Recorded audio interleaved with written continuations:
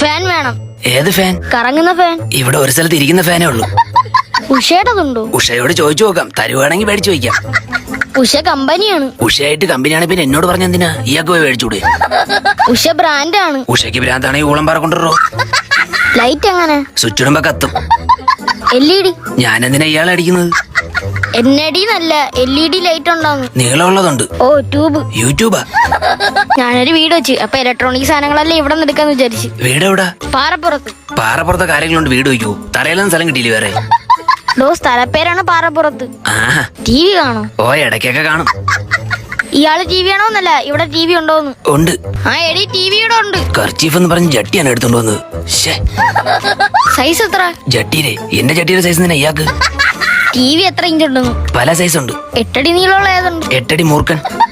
TV. LG ഉണ്ട്. വയറ് metre ഇട്ട് എത്രയാ? പയറും ബീട്രൂട്ടൊന്നും ഇവിടെ ഇല്ല.